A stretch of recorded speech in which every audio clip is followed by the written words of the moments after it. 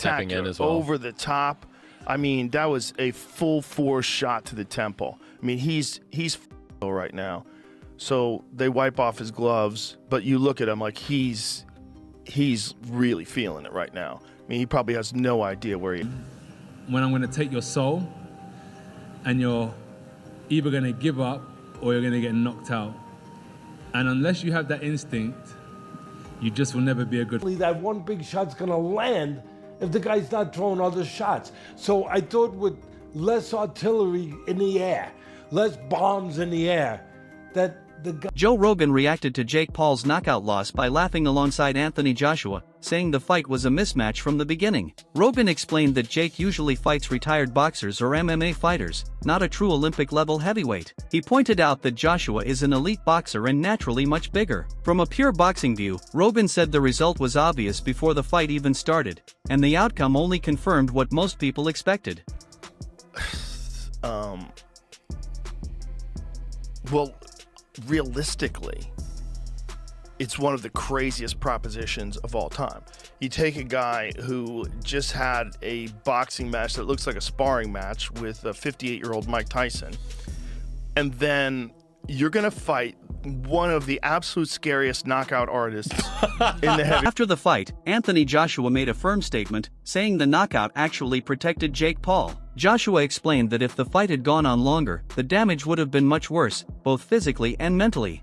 He suggested that ending it early stopped Jake from taking unnecessary punishment in the ring. Physical is psychological. And when you understand the psychological warfare, I did say to you that, Jake, what's going to happen? I'm going to see a time when I'm going to take your soul, and you're either going to give up or you're going to get knocked out.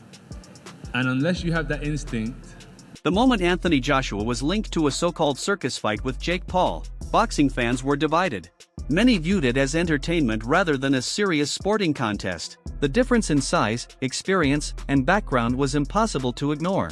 Joshua is a two-time heavyweight champion and Olympic gold medalist, while Jake Paul is still learning the sport. Because of this gap, critics labeled the matchup a spectacle built for attention rather than a true boxing challenge. Simon Jordan strongly reacted after Joshua knocked out Paul, saying the event harmed boxing's credibility. Question being posed to Joshua, will he now fight Fury?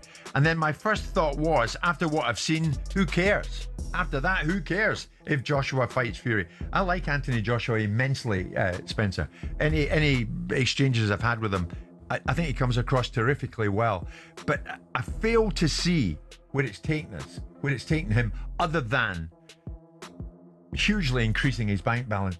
You know, I really fail to see what this has done.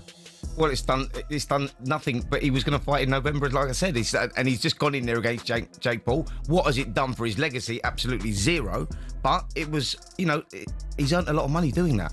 And he's going to go again, and he's going to fight possibly February, March, and then there's that Tyson Fury fight that's looming that could happen in September, whether Tyson Fury decides to come out of retirement or not come out of retirement. For Anthony Joshua, he's earned a hell of a lot of money. This is prize fighting, and that's what it's. Jordan argued that these types of fights blur the line between real competition and pure entertainment. He said they pull attention away from meaningful boxing matches. Jordan also pointed out that Anthony Joshua has already earned massive money and secured his legacy. According to him, Joshua doesn't need novelty fights, and even if a Tyson Fury bout never happens, walking away from boxing would not be shocking given his financial security. More than Joshua. That apart, Spencer, 6 rounds to get Paul out of there.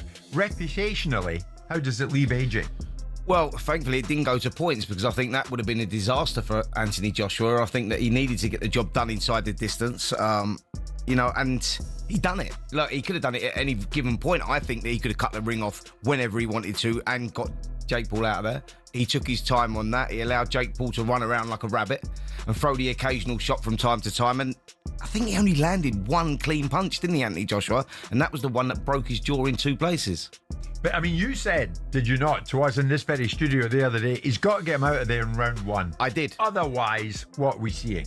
Exactly that, you know, and I think what we saw there was a little bit of entertainment, and that was pretty much it, but not entertainment. Joe Rogan praised Anthony Joshua by highlighting his speed, athleticism, and knockout power. Rogan said Joshua moves like a much lighter fighter despite being a heavyweight. Explained that Joshua's ability to end fights with one punch makes him extremely dangerous. Rogan described him as a nightmare opponent because he can close distance quickly and finish exchanges fast, making it unrealistic for crossover fighters to compete with him at a serious level.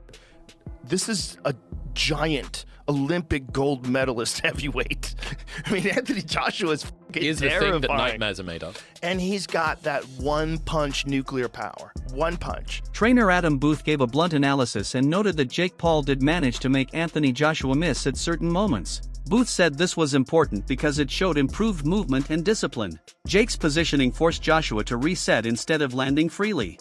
Booth made it clear this didn't mean Jake was winning, but creating hesitation against an elite heavyweight is still significant. He added that making a fighter like Joshua miss requires preparation, timing, and confidence. Booth credited Jake's footwork and calmness under pressure, while stressing that these moments did not change the overall result of the fight. Joshua and Jake Paul shared a ring. Your takeaways from the 6 rounds that we saw, presuming you watched? I was impressed with Jake Paul. I thought that, following on from what we're saying, right? A few years ago, he was on Disney as a kid, acting up, and has decided to become a professional fighter.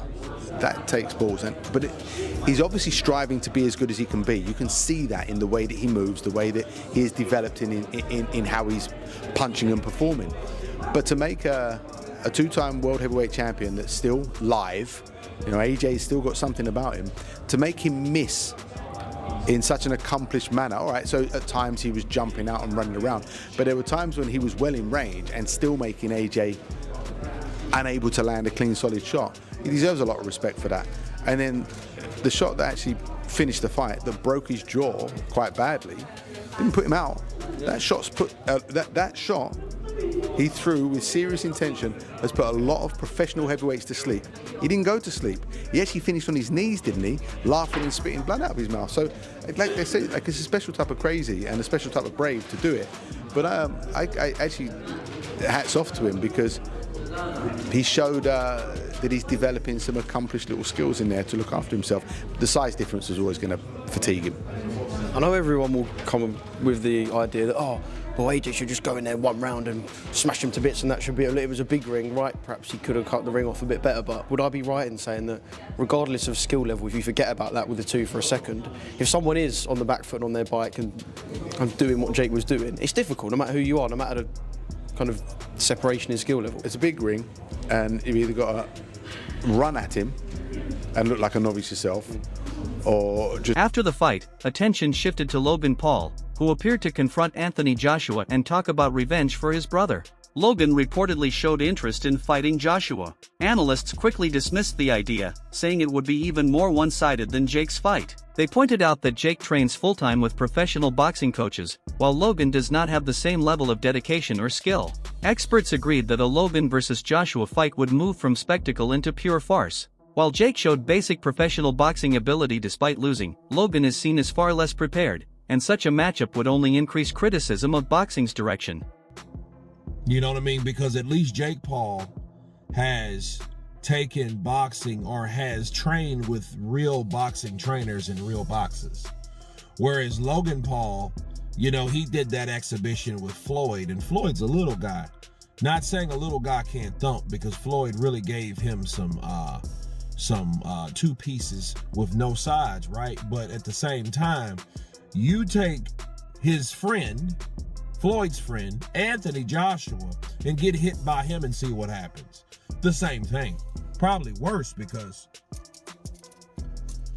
I think Logan, you know, he's a little taller than Jake. And because he's a little taller than Jake, he may think he's a little stronger than Jake. Which I don't know which one's true or not. I don't think it makes a difference. But because he may feel that way, he may want to go in there and try to bang it out with AJ. And if that happens, it's going to be a lot quicker. See, that 6 rounds it took AJ to finally catch Jake. It took that way because Jake was on that bicycle, moving, being elusive, trying to come in and then come out. He tried to do a very poor man's Alexander Usyk, right? And it didn't work for him. Logan ain't going to do that. Logan's going to come in, throwing punches and bunches like he did with Floyd, trying to get him in there and, you know, do all this stuff. And what's going to happen as soon as AJ lines him up,